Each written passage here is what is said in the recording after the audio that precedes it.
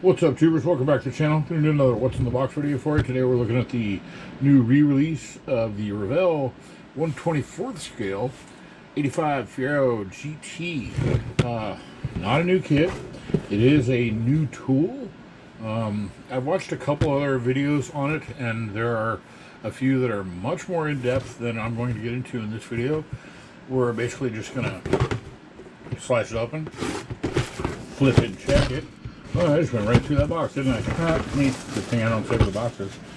One thing I did see on one of the videos was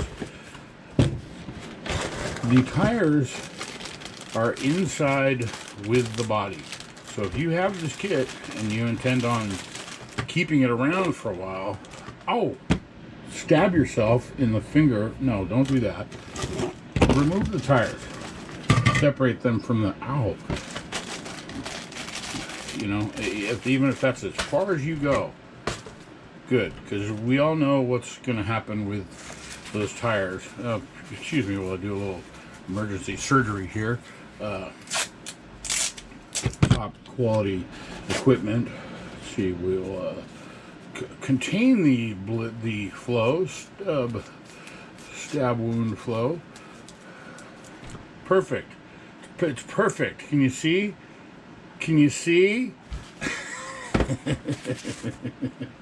Do you see? Come on, anyone? Reference, anyone?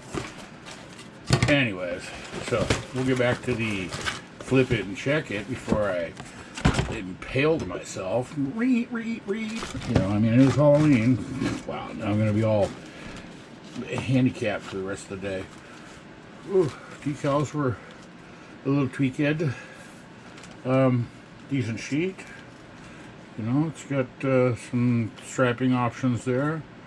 The biggest thing about this kit, the new tool, other than the obvious molded in white and not red, from what I saw, they repaired some damage that happened on this rear quarter. On the original, on the monogram version, you can still see a little bit there, but it wouldn't take much to fix that and clean it up. Whereas the other one had a real indent where there was going to be a lot of bodywork involved. So, you know, enthusiasts of this particular car will appreciate seeing that. Seeing it in white is a huge plus for anybody that, you know, paints and likes to keep the color that they actually started and not paint. Glass. The skylight with the details on it is molded in, so you can kind of, you know, hit those with some silver or black or whatever for the hardware and pop it right in there.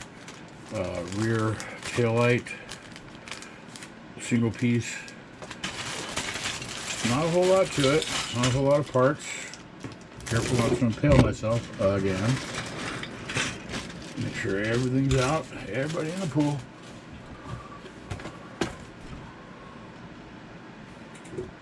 GM. That's the same thing that they do on the Corvettes, isn't it? Same 27 bolts or something.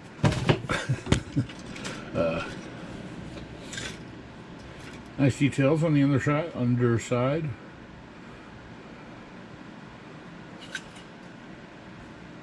As well as in the little trunk area under the hood.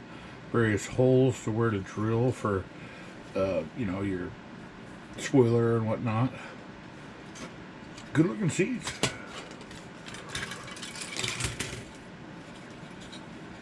Single piece tub.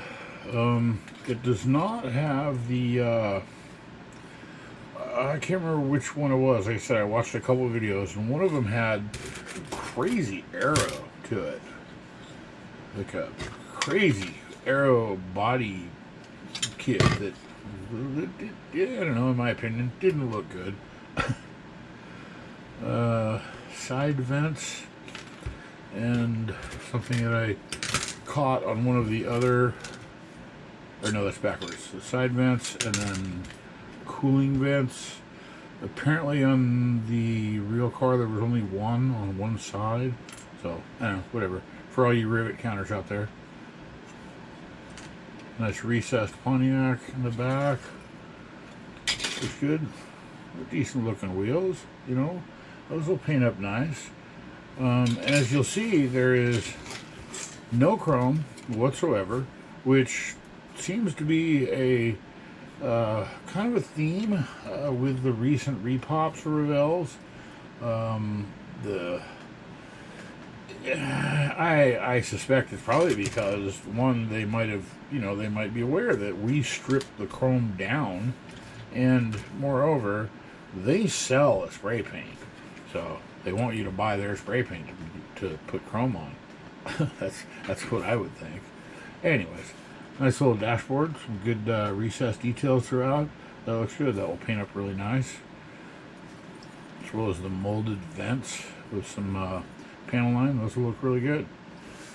Decent kit, not a whole lot of parts, but it will probably build up to be a nice little kit. The fact that it's white and not red, I mean, I know it's an NPC, not the same, not the same mold, same car, but whatever. Molded in red, ugh. Oh man, if you ever messed with a red plastic body, you know, it can suck. This one was a swap meet fine. It's got some really cool wide tires on it, but as you can see, I didn't really open the kit, but I did definitely go in and separate the plastic, or the rubber from the kit itself. So, if anything, if you're not going to build this right away, I would definitely recommend that you do that. Because as you can see, when I opened it up, these were just laying in there, and that's going to melt. Those will eventually turn back into oil and wreak havoc on your kit. So, that's about it. Thumb through the basic instructions, a similar book style Revell. Thanks for watching, and we'll see you in the next one, which will probably be I'm going to start a build of something. You can see I've got an empty bench here, and I cleaned up enough of my leftover stuff to, that's good enough. I mean, this thing was overflowing with extra leftover bits, so I've got enough workspace here to move on to something else. So we'll see what happens, see what's coming down the line. Thanks for watching. We'll see you in the next one.